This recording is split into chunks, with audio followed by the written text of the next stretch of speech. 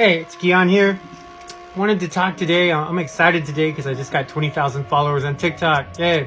So, I wanted to talk about Coca-Cola though. I'm a big Coca-Cola fan. It's the American drink. Where did it come from? Everybody knows it used to have cocaine, but why? Just for the stimulant effect, or was somebody trying to kill pain? So I did some research on this. Had a trip to Atlanta to see my son graduate from the Army in Fort Benning, which is exciting. They have a Coca-Cola museum there. There's a man who invented Coca-Cola and didn't make a lot of money on it, actually. He was a Civil War fighter for the Confederacy in Georgia. And he got stabbed, ran through with a saber, and he was in constant pain.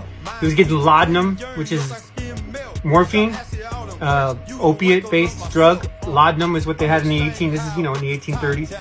This is what they had for pain relief back then. Very similar to heroin, very similar to fentanyl, oxycodone, all the kind of stuff that the doctors come up with that get people addicted. He was addicted to it, and it caused him worse stomach pain because we know that opiates cause stomach things, stomach problems. It slows down the gut brain and can cause constipation and all kinds of things. And he already was ran through with a saber. So John Pemberton started experimenting with cocaine and wine and cola nut and made this concoction, which isn't meant to what this is at all. But it was a cocaine experiment to try to get off the drugs that doctors were giving him. Very similar to what people probably are doing today after the opioid crisis. We've repeated this cycle over and over and over again.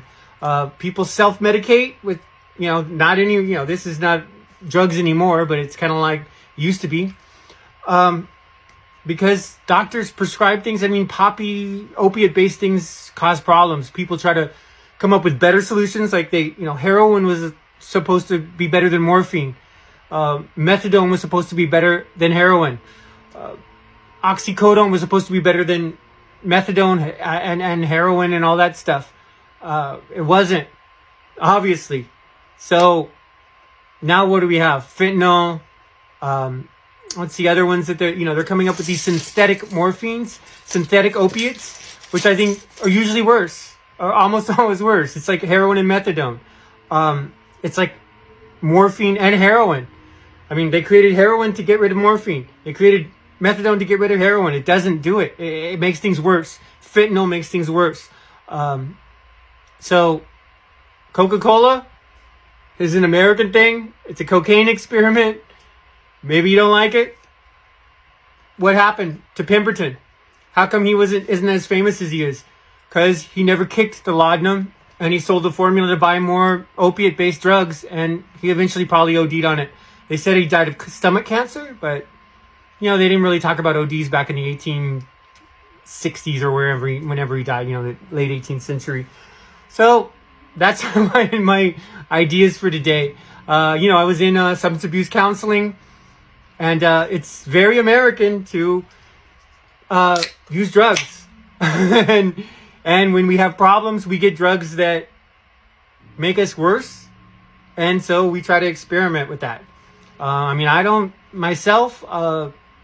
I'm glad that cannabis is legal. I use that from time to time for pain. But, some people may have a problem with that.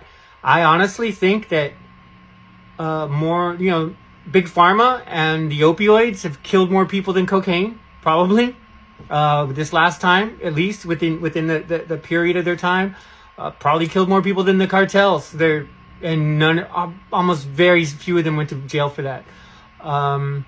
But that's medicine. I guess you could consider it malpractice, not drug dealing.